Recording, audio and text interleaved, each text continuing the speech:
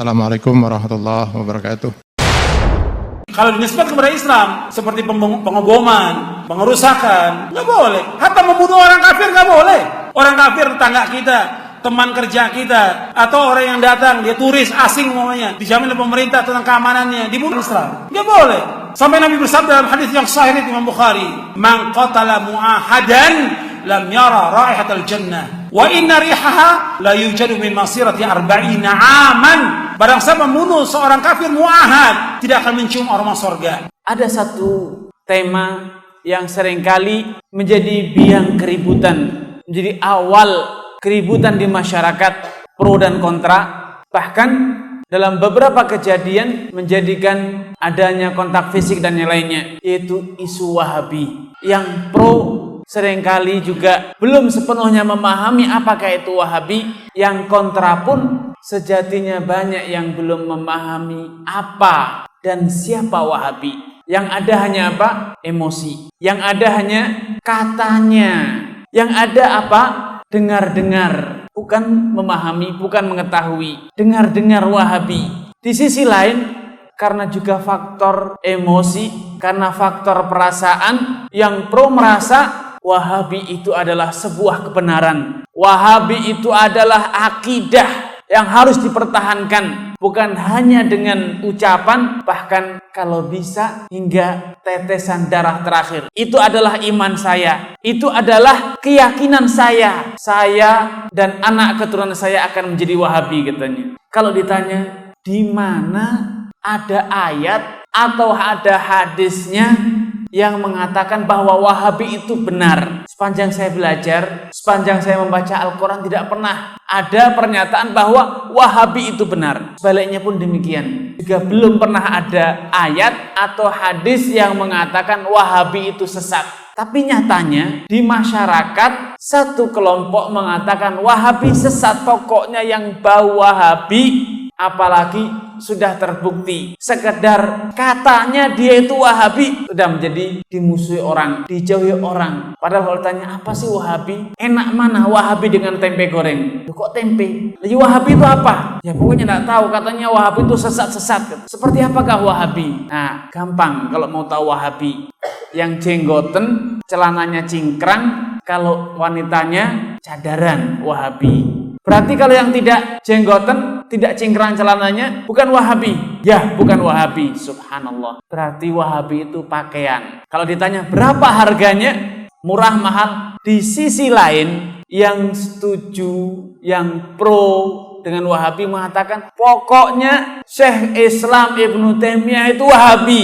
Syekhul Islam Ibnu Taimiyah itu hidup tahun berapa? Pokoknya saya itu belajarnya ada Al-Iman, ada kitab-kitabnya Syekhul Islam Ibnu Taimiyah, Ibnul Qayyim dan lain-lain. Mereka itu Wahabi. Pokoknya kalau ada Ibnu Taimiyah berarti Wahabi. Kita dapatkan di kitab-kitab mereka tidak pernah ada mengatakan kita Wahabi, ayo kita jadi Wahabi. Ada lagi yang lebih sedikit kritis, sedikit pernah membaca mengatakan bukan itu Wahabi. Wahabi itu ya antum semuanya itu. Kok bisa? Belajarnya ke ulama-ulama Saudi atau orang-orang yang pernah belajar di Saudi atau kaki atau anak cucu muridnya. Pokoknya bau-bau Saudi, Wahabi. Kalau kita datang ke kedubes Saudi Arabia, kita tanya, benarkah Saudi ini Wahabi? Mereka mengatakan juga tidak. Kerajaan kami namanya Al-Mamlakah Al-Arabiyah Saudiyah, kerajaan Saudi Arabia, bukan kerajaan Wahabi. Terus apa? Nah, yang pernah belajar, yang pernah membaca, maksud Wahabi adalah pengikut Muhammad bin Abdul Wahhab At-Tamimi. Berarti pengikut Syekh Muhammad bin Abdul Wahhab itu Wahabi.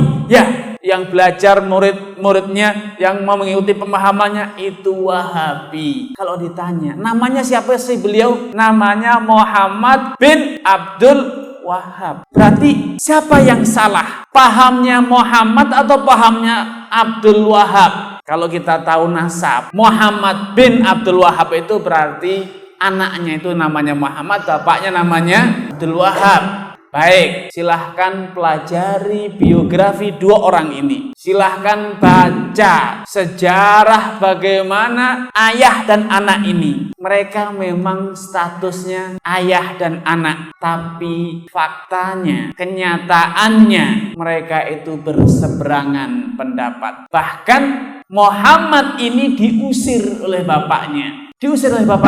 Gara-gara apa? Gara-gara Muhammad ini tidak mau tabaruk dengan pohon kurma. Di budaya Arab zaman kerajaan-kerajaan sebelum berdirinya kerajaan Saudi, di sana ada pohon kurma yang namanya fahlul fuhul, kurma jantan. Jadi kalau ada wanita mandul yang belum punya anak, mau memeluk kurma ini agar bisa hamil. Ini salah satu yang diingkari oleh Muhammad ini. Bapaknya sebagai tokoh masyarakat tidak setuju. Kenapa kamu mengingkari itu? Akhirnya mulailah perbedaan pendapat anak dan bapak ini terus meruncing sampai akhirnya anaknya diusir oleh bapaknya. Seharusnya kalau kita komitmen, kalau yang dituduh itu anaknya yang anti dengan tabaruk dengan pohon dan yang serupa, harusnya bukan Wahabi, harusnya apa? Muhammadi. Kalau Wahabiyah itu atau Wahabi itu diajarkan atau dinisbatkan kepada ayahnya, maka di Indonesia ini Wahabi semua. Ngalap berkah itu kepada macam-macam di Indonesia. Seharusnya mereka itu Wahabi, tapi justru sebaliknya. Yang pernah belajar, yang pernah membaca, apalagi benar-benar mengajarkan apa yang beliau tulis dalam kitab-kitabnya, dibilang Wahabi. Ini salah dalam secara bahasa. Harusnya Muhammadi karena anaknya namanya Muhammad. Sedangkan ayahnya yang bernama Abdul Wahab, pemahamannya seperti yang ada di masyarakat kita. Itulah pemahamannya Abdul Wahab, pemahaman tasawuf.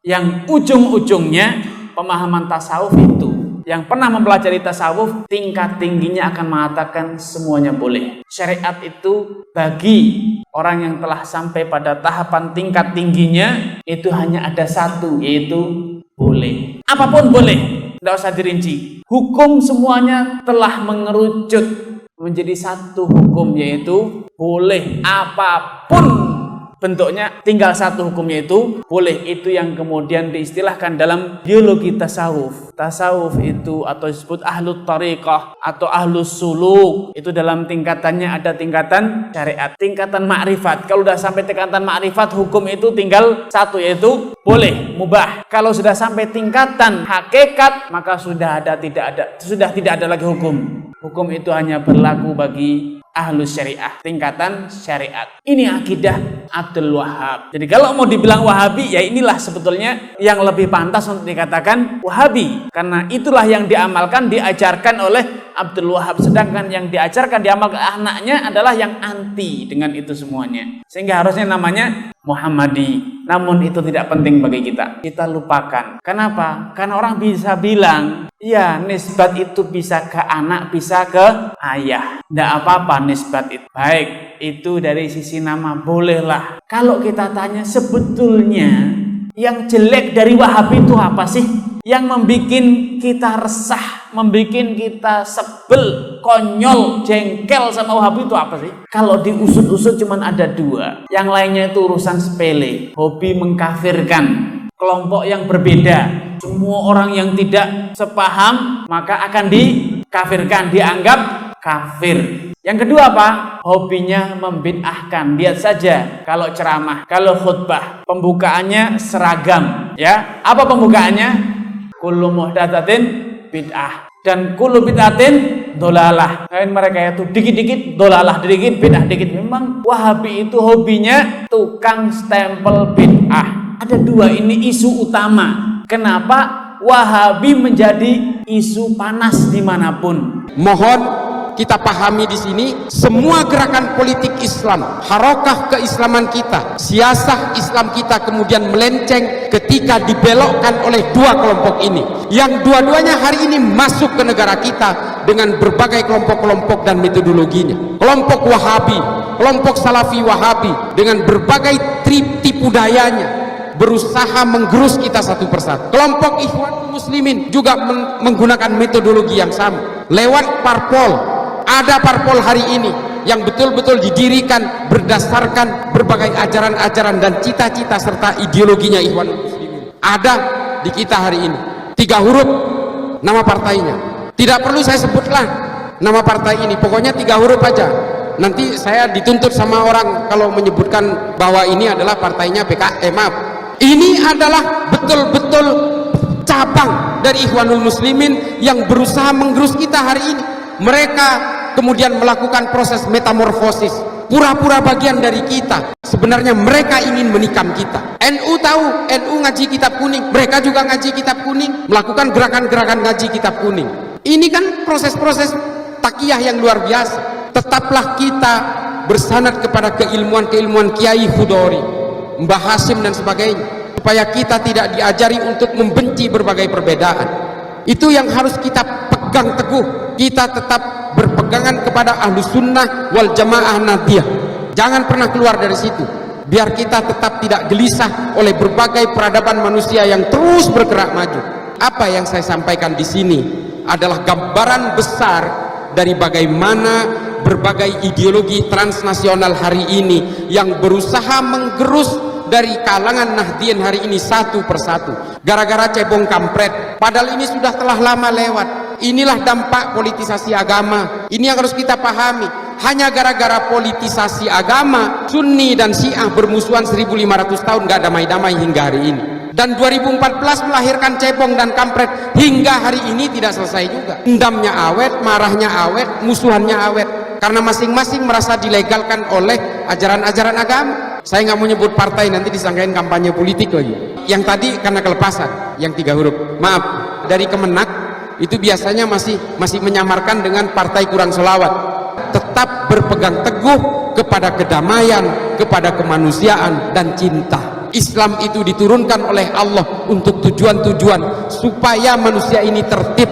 Tidak mungkin Islam ini diturunkan supaya manusia membuat huru-hara. Makanya kemudian para ulama NU pada masa lalu pasca kemerdekaan merumuskan supaya kita tidak saling tikam dalam satu keimanan, supaya kita tidak saling tikam dalam sesama anak bangsa. Kemudian disepakati bahwa al-asobiyahnya Indonesia itu adalah Pancasila. Mari kita jaga kedamaian, kemanusiaan dan cinta di kalangan seluruh anak bangsa kita ini. Jangan lagi kita terpengaruh oleh berbagai kepentingan-kepentingan politik yang sifatnya sektoral, yang sifatnya parsial, yang sifatnya betul-betul eksklusif. Kita harus berpolitik atas nama Islam dan atas nama negara, atas demi keutuhan negara kesatuan Republik Indonesia. Semoga Allah senantiasa menuntun kita di jalan yang diridhoinya. Aku qouli hadza, astaghfirullah li wa lakum. Wassalamualaikum warahmatullahi wabarakatuh. Terima kasih.